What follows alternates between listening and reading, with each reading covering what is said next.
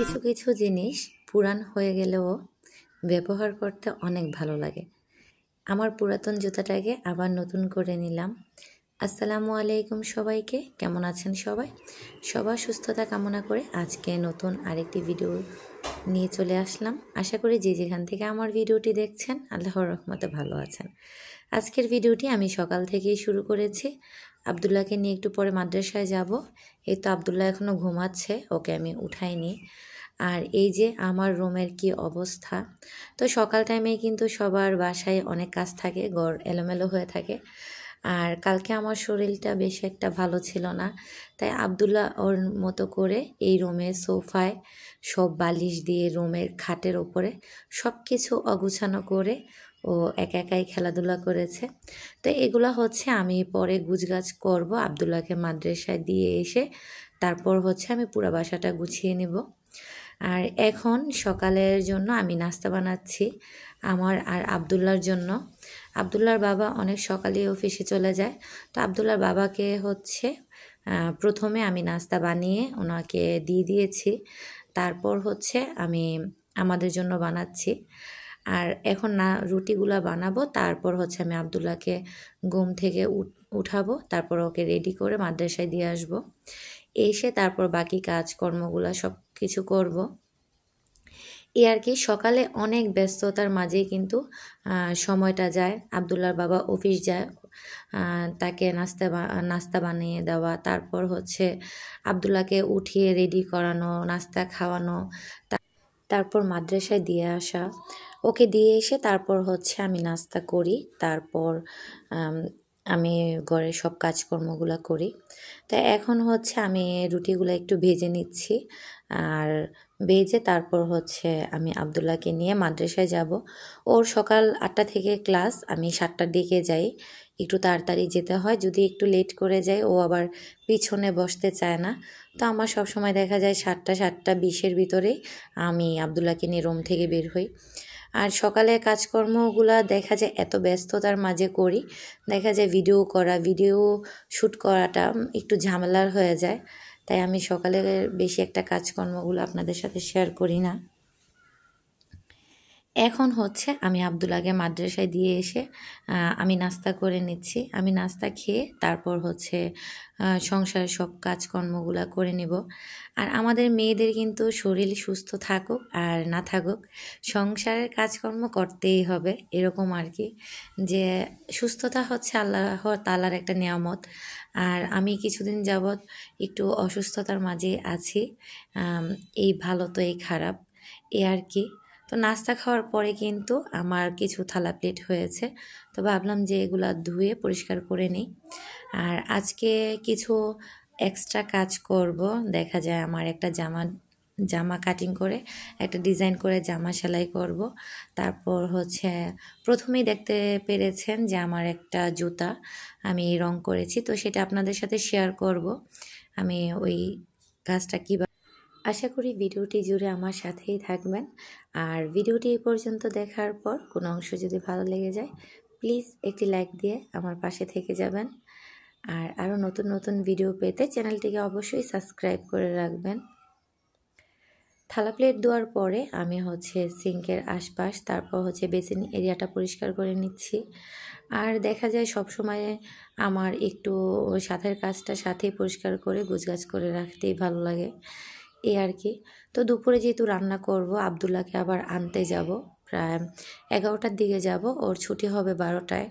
তো 11টা থেকে 12টা ও কোচিং করে, তারপর হচ্ছে আমি ওকে নিয়ে আসি, 12:30 বেজে যায়। তো দুপুরের রান্নার জন্য যেটা রান্না করব সেগুলো একটু রেডি করে নিচ্ছি। আজকে পুঁই শাক ভাজি করব আর মুরগির মাংস রান্না করব। অনেকেই কিন্তু আমাকে বলে আমি একা মানুষ, আমার কাজকর্ম কম, আমার সারাদিন কিসের কাজ। কিন্তু কাজ করলে কিন্তু সারাদিনই কাজ করা যায়, আর কাজ না করলে কিন্তু সারাদিনই ফ্রি থাকা যায়, আমি মনে করি এটা।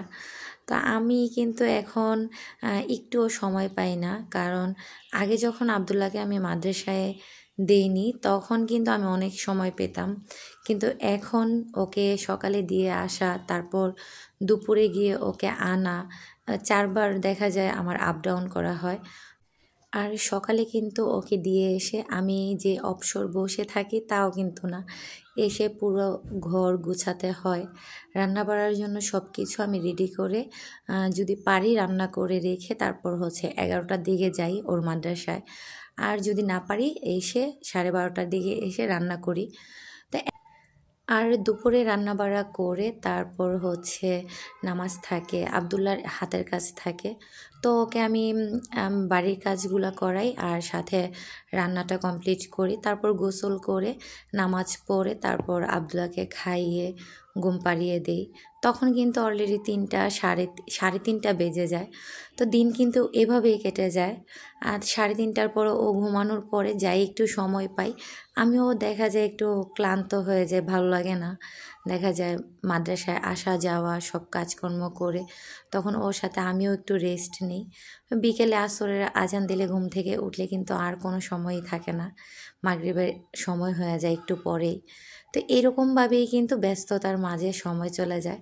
তাও মাঝে মধ্যে দেখা যায় নিজের শখের কাজগুলা, তারপর হচ্ছে নিজের ভালো লাগার কাজগুলা করে থাকি। দেখা যায় আমার এভাবেও পেন্টিংয়ের কাজগুলা করতে, তারপর কিছু জামায় ডিজাইন করতে আমার কাছে অনেক বেশি ভালো লাগে।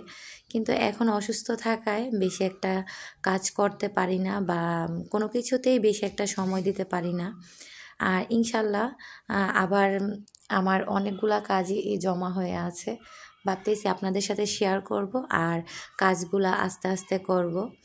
আর এখন আমি ঘরটর গুছিয়ে তারপর হচ্ছে ভাবলাম একটু যতটুকু কাটাকাটি করার সেগুলো একটু কেটে রেডি করে রাখি। তাহলে সময় পাইলে রান্না করে ফেলি, আর না হলে আমি দুপুরে এসে রান্না করি। তাই আব্দুল্লাহকে আনতে যাব, তার জন্য রেডি হয়ে নিচ্ছি। মাদ্রাসায় গিয়ে ওকে নিয়ে আসব আর তারপর এসে বাকি কাজগুলা করব। আর আমি হচ্ছে রাস্তায় কখনো ক্যামেরা অন করি না, আমি সেটাতে কমফোর্টেবল না। মোবাইল দিয়ে যে ভিডিও করা, যতটুকু সম্ভব শুধু বাসায় একটু ভিডিও করি এরকম আর কি। এই জুতাটাকে আমি নতুন একটা লুক দেব, সেটা আপনাদের সাথে শেয়ার করব। আর জুতাটা হচ্ছে আমি বাটা থেকে নিয়েছিলাম। জুতাটা আমার কাছে ব্যবহার করে অনেক ভালো লেগেছে। আর জুতাটা অনেক পাতলা ছিল, কিন্তু ভালো লাগলে কি হবে, এটা আমি 1 মাস ইউজ করার পরেই কিন্তু জুতাটার কালারটা কেমন জানি ফ্যাকাশে হয়ে গিয়েছে। এটার ওপরে একটা মখমলের ডিজাইন ছিল, মখমলের একটা আবরণ ছিল।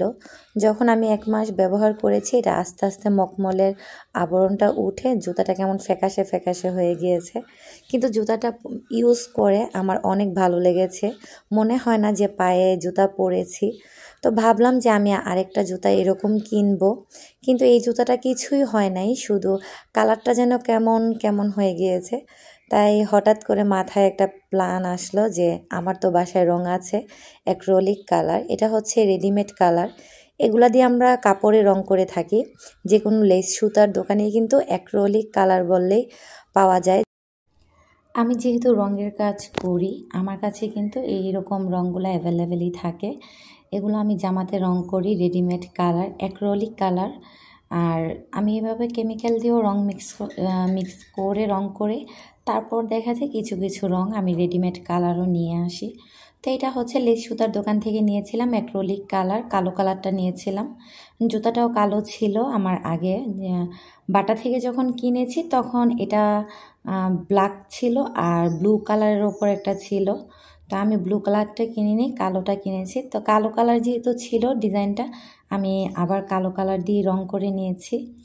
আর জুতাটা কিন্তু আমার কাছে অনেকটাই ইউনিক লেগেছে, কারণ আমি উপরে পাথরের কাজ করেছি, একটু স্টোন বসিয়ে দিয়েছি, তাই জুতাটা কিন্তু একটু আনকমন হয়ে গিয়েছে। তা আপনাদের কাছে কেমন লেগেছে অবশ্যই কমেন্টস করে জানাবেন। আর এখানে হচ্ছে আমি একটা জামা কাটিং করব। এই জামাটার সাথে আমি এই ওড়নাটা নিয়েছি, এটা পরে নিয়েছি। প্রথমে ভেবেছিলাম যে হ্যান্ড পেন্টিং করব ওড়না আর জামায়, তার জন্য আমি ওড়নার কাপড়ও কিনেছিলাম, জামার কাপড়ও কিনেছিলাম, আর আব্দুল্লার জন্য একটা পাঞ্জাবি বানাবো তার জন্য কাপড় নিয়েছি। তো ভাবলাম যে ওড়না আর জামাটা মিলিয়ে আমি হচ্ছে একটা জামা বানাবো, একটু ডিজাইন করে জামাটা বানাবো। আর এই যে এখানে হচ্ছে আমি কুশি কাটার 2টা গলা নিয়েছি। ফার্স্টে ভেবেছিলাম এই গলাটি দিয়ে বানাবো, তারপর ভাবলাম যে না, হাফ গলা দিয়ে বানাবো, এটা দিয়ে বানাবো না। কিন্তু পরবর্তীতে বুল কাটার কারণে আমার এই গলাটা দিয়ে জামাটা বানাতে হয়েছে, এই আর কি। আর এই গলাগুলা হচ্ছে আমার নিস্তালার এক আপা বানিয়ে দিয়েছে, উনি কুশি কাটার কাজ জানে। তা আমার কাছে কুশি কাটার কাজগুলা অনেক বেশি ভালো লাগে, তারপর উনি আমাকে এই গলাগুলো বানিয়ে দিয়েছিল। এখন এটা হচ্ছে শুধু সামনে, পিছনে নাই, শুধু সামনের গলা। তো এটা দিয়ে হচ্ছে ভেবেছিলাম জামা বানাবো, কিন্তু আমি কাটিং করতে গিয়ে সামনে পিছনে দোনো পার্টই আমি কাটিং করে ফেলেছি। আমি পিছনের পার্টটা আলাদা করে রাখতে ভুলে গিয়েছি। পরবর্তীতে আমি এই গলাটা দিয়ে জামাটা সেলাই করেছি। আর এই গলাটা হচ্ছে সামনে পিছনে। তা আমি যেহেতু ওইটা শুধু সামনের গলা, তো যেহেতু ভুল কেটে ফেলেছি, তারপর এটার মাপে আবার আমি গলা কাটিং করে এই গলাটা বসিয়ে দিয়েছি। যেহেতু পিছনের গলাও আমি বড় কেটে ফেলেছি। এই জামাটায় আমি কিছু লেস আর রং দিয়ে পেন্টিং করব, সেটা আপনাদের সাথে পরবর্তী ভিডিওতে শেয়ার করব। আর ভিডিওটি এই পর্যন্ত দেখার পর কোনো অংশ যদি আপনাদের ভালো লেগে যায়, তাহলে একটি লাইক দিয়ে চ্যানেলটিকে সাবস্ক্রাইব করে পাশে থাকা বেল বাটনটি ক্লিক করে রাখবেন পরবর্তী ভিডিও পেতে।